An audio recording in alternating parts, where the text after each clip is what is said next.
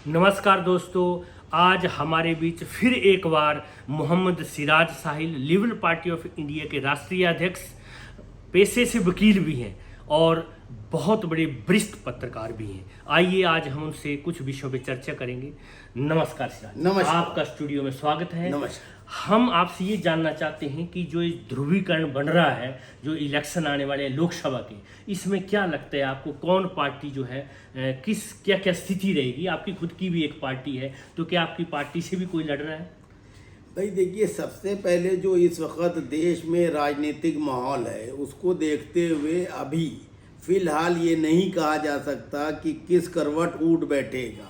हालांकि भारतीय जनता पार्टी के नेतृत्व वाली केंद्र सरकार को घेरने के लिए समूचा विपक्ष एकजुट होने का प्रयास कर रहा है, लेकिन वो प्रयास अपर्याप्त है। जिस तरीके से रणनीति बनना चाहिए उस तरीके से रणनीति विपक्षी राजनीतिक दल के नेता नहीं बना पा रहे हैं, और इसका फायदा लोकसभा चुनाव में भारतीय जनता पार्टी और उनके सहयोगी दलों को होता हुआ दिखाई दे रहा है।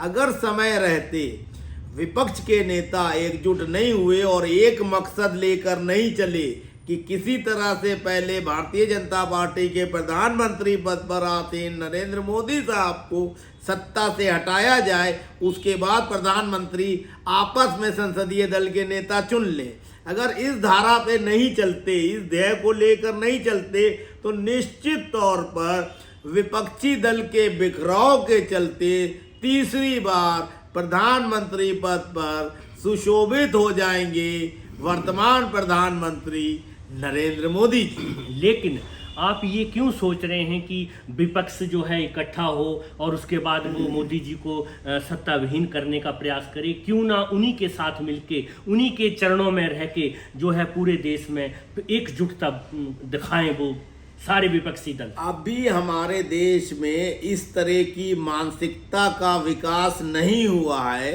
वैसे जो सवाल आपने किया उसका जवाब मैंने 6-7 साल पहले ही अपने वीडियो में दिया था, और मैंने ये कहा था कि प्रधानमंत्री पद पे किसी एक पार्टी विशेष का व्यक्ति मनोनीत या चयनित ना हो, बल्कि लोकसभा के चुनाव के पश्चात सभी लोग पार्लियामेंट में बैठकर संसदीय दल का नेता चुने, दलगत राजनीति से ऊपर उठकर। और अगर पार्टियां ये चाहती हैं कि मेरी पार्टी का ही व्यक्ति प्रधानमंत्री बने, तो निश्चित तौर पर राजनीतिक दलों को, जो सांसदों को व्हिप जारी किया जाता है, उस व्हिप जारी करने की परंपरा को खत्म करना चाहिए, और लोकसभा के चुने हुए सांसद पार्लियामेंट के सदन में बैठकर प्रधानमंत्री पद पर योग्य व्यक्ति चुन सकते हैं। उसके लिए मैं फार्मूला देता हूं कि अभी जैसे बात चलती है कि प्रधानमंत्री नरेंद्र मोदी के मुकाबले विपक्ष के पास कोई नेता नहीं है,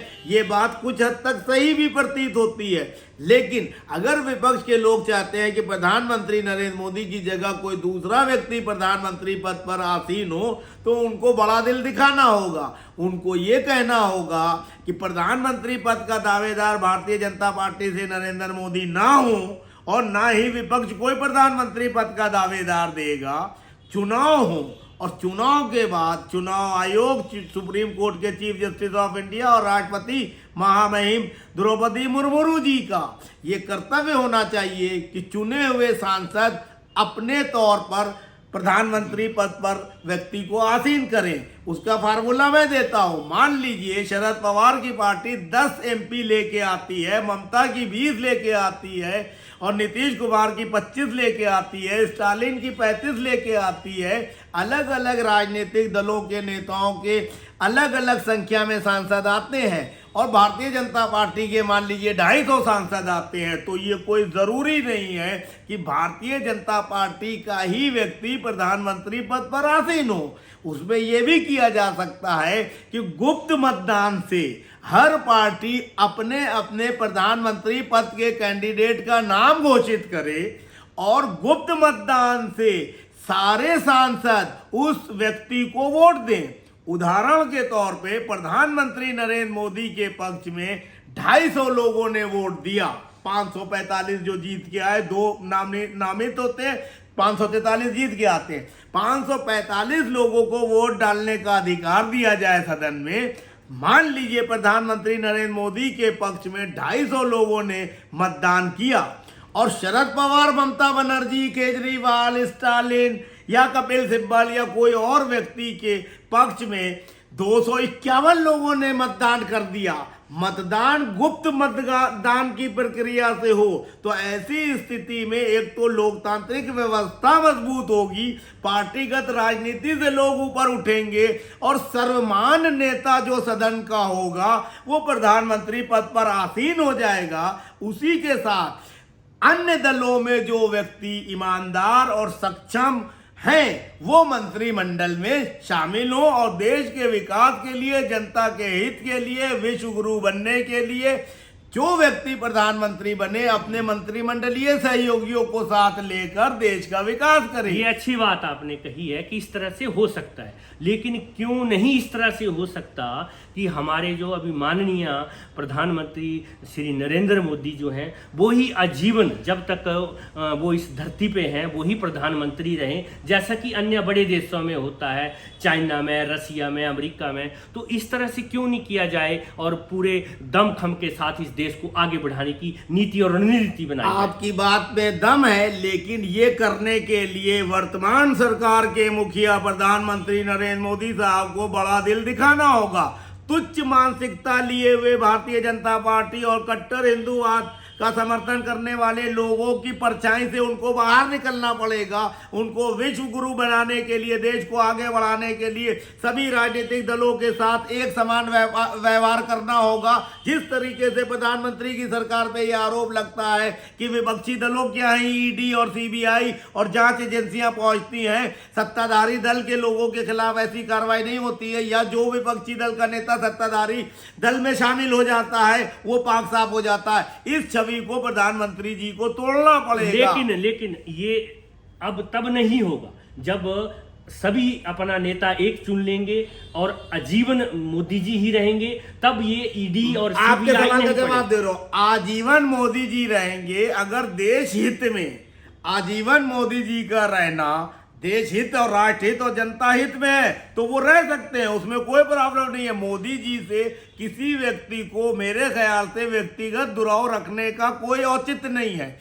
पार्टीगत राजनीति से ऊपर उठ के राष्ट्र के लिए सोचना चाहिए।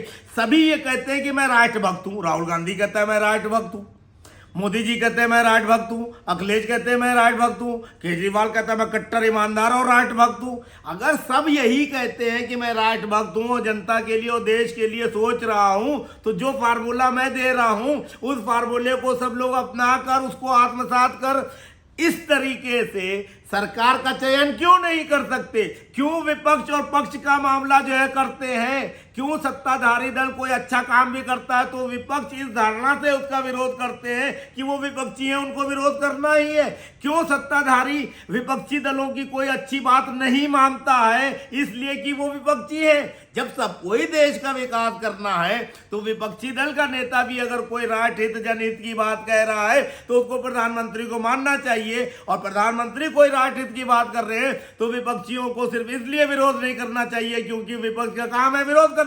ये मूर्खता की चीजें खत्म करके देश को नई ऊंचाई पे ले जाने के लिए मेरे फार्मूले पे सरकार को, राष्ट्रपति को, सुप्रीम कोर्ट को और देश की जनता को सोचना चाहिए। और मैं तो इस साक्षात्कार के माध्यम से, आपके माध्यम से ये भी कहना चाहता हूं, मेरे फार्मूले में किसी को कोई कमी या त्रुटि दिखाई देती है या अव्यावहारिक लगता है तो मेरे फोन नंबर 9540297770 पर हमसे सवाल पूछिए, मैं उसकी सारी शंकाओं का समाधान करूंगा, उसके हर सवाल का उत्तर दूंगा, उसके बाद इस व्यवस्था को लागू किया जाए। नहीं, अच्छी बात है, आपके पास हर समस्या का समाधान है और आप पूरी कोशिश करते हैं कि आपकी विचारधारा को जो है जो नेशन अडॉप्ट करे, लेकिन कहीं ना कहीं आपकी बात जो है माननीय प्रधानमंत्री जी के पास नहीं पहुंच पाती है या अमित शाह जी के पास नहीं पहुंच पाती है। ऐसे कुछ कारण होंगे, लेकिन जब एक व्यवस्था, एक झंडा, एक नेशन, एक फ्यूचर की जब बात हो रही है, वसुधैव कुटुंबकम की जो हमारी पुरानी परंपरा है उसके तले हम सब काम कर रहे हैं। काम करना होगा विश्व गुरु बनाने के लिए हमारे देश को, भारतवर्ष देश को। लेकिन जब इस तरह की जो घटनाएं जंतर मंतर की, या किसी बच्ची को घसीटा जा रहा है कई किलोमीटर, रेप, मर्डर, हत्या, एजुकेशन में कहीं ना कहीं जो है पूरी बच्चों को नहीं मिल पाती है, भूखमरी अभी भी देश में है, जो हमारा रूरल एरिया है वहाँ पर ये सब सुविधाएं नहीं है मिलती हैं। तो क्या 75 साल में जो नहीं हो पाया है अभी तक, मोदी जी जब 2014 से देश के प्रधानमंत्री बने तब से वो निरंतर काम कर रहे हैं, और अब कुछ न कुछ हद तक जो है रूरल एरिया तक वो बात पहुंची है। तो जब हम 100वां अमृत महोत्सव काल मनाएंगे, 75वां तो चल रहा है, मना रहे हैं उसको, तो क्या चाहते हैं आप कि देश जो है एक झंडा, एक नीति, एक फ्यूचर, एक अर्थ, इस पे जो मुहिम छिड़ी हुई है, क्या ये पूर्ण हो पाएगी? लोकतांत्रिक व्यवस्था के तहत एक झंडा एक नीति तो ऑलरेडी है ही, लेकिन एक पार्टी का एक झंडा रहे और एक देश की सर्वमान्य नीति हो, इसमें अभी समय लगेगा। उसके लिए हमारे राजनेताओं को चुनाव सुधार करना होंगे, चुनावी प्रक्रिया को सही करना होगा और पार्टी की राजनीति से ऊपर उठना होगा। ये नहीं कि ब्रजभूषण शरण सिंह भारतीय जनता पार्टी के सांसद हैं, इसलिए उनके खिलाफ एफआईआर होने के बाद पहले जांच होगी, तबकि आम नागरिक के लिए ये होता है पॉक्सो एक्ट के तहत या बलात्कार के मामले में एफआईआर होते ही उसको सलाखों के पीछे डाल दिया जाता है। तो ये दोहरा मानदंड जो है प्रधानमंत्री और भारतीय जनता पार्टी को सोचना होगा और छोड़ना होगा। इसी तरीके से जहां कांग्रेस के शासन वाले राज्य हैं वहां कांग्रेसियों को तो खुली छूट है, जैसे छत्तीसगढ़, ये राजस्थान, इन दो राज्यों में कांग्रेस सरकार है, कांग्रेसी लोग गुंडागर्दी करें तो पुलिस कुछ नहीं कहेगी, बजरंग दल और बीजेपी वाले करे तो उन पे लठ चलेगी। इसी तरह भारतीय जनता पार्टी के शासन वाले राज्यों में कोई विपक्षी दल के कार्यकर्ता कोई विरोध प्रदर्शन करे तो उठा के जेल में ठूस दिए जाते हैं, भारतीय जनता पार्टी वालों को खुली छूट होती है। तो ये दोहरा मानदंड और चरित्र सभी राजनीतिक दलों को छोड़ना होगा, तो इससे बचना पड़ेगा। इससे जो है वसुधैव कुटुंबकम जो की भावना पे ठेस पहुंच रही है, और जो है पूरी दुनिया में हमारी भारतीय संस्कृति का लोहा मानते थे सब और अभी भी मानते हैं। हमारी संस्कृति इतनी मजबूत है, लेकिन कुछ तुच्छ मानसिकता के लोग निजी स्वार्थ के चलते वो सभी राजनीतिक दलों में है, इस तरह की व्यवस्था करते हैं। उनका विरोध होना चाहिए और प्रधानमंत्री नरेंद्र मोदी साहब को एक सक्षम प्रधानमंत्री की हैसियत से सभी के खिलाफ सख्त रवैया अपनाना चाहिए, वो चाहे अपनी पार्टी का, अपने सहयोगी दल का या विपक्षी दल का नेता क्यों ना हो। जब तक कि आप एक समान व्यवहार नहीं करेंगे, आप एक झंडा, एक राष्ट्र और एक फोन नंबर और एक डाक और ये सब बातें जो हैं ढकोसला और खोखली साबित होंगी। मैं तो ये कहता हूं कि 9 साल के कार्यकाल के दौरान प्रधानमंत्री नरेंद्र मोदी साहब ने बहुत से ऐसे काम किए जिसको लेकर उनकी आलोचना हुई, लेकिन वो मजबूती से उस पर डटे रहे और उसको अमली जामा पहनाया। जैसे नोटबंदी की, जीएसटी लाए, 370 35A में संशोधन किया, 3 तलाक लाए, बाबरी मस्जिद का मामला कोर्ट के द्वारा निर्धारित किया गया।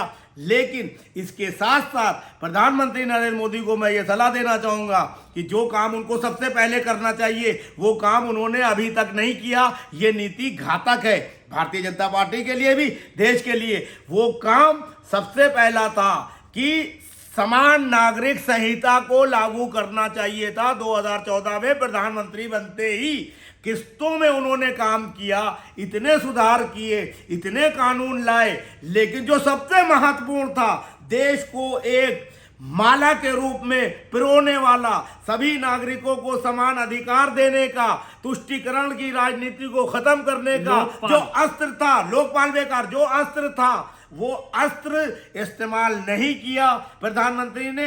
मैं कहता हूं अगर 2014 में प्रधानमंत्री नरेंद्र मोदी साहब ने समान नागरिक संहिता लगा दी होती और सभी नागरिकों को समान अधिकार दे दिए होते तो आज उनके ऊपर आरोप भी न लगते और देश विश्व गुरु बनने की रफ्तार में और तेजी पकड़ चुका होता। उन्होंने प्राथमिकताएं तय करने में गलती की है, वो मेरे पिता तुल्य हैं। लेकिन अगर कोई प्रधानमंत्री या कोई वरिष्ठ व्यक्ति ऐसी बात कर रहा है जिससे देश का नुकसान हो रहा है, तो नौजवानों को, युवाओं को चाहिए कि उसमें संशोधन करने के लिए सकारात्मक रूप से उनकी आलोचना ना करे, उनको अपनी बात कहे कि आप ऐसा यदि कर लें तो आपका भी महिमा मंडन ज्यादा होगा, आप विश्व गुरु भी कहलाएंगे और देश और नागरिकों का भी भला होगा।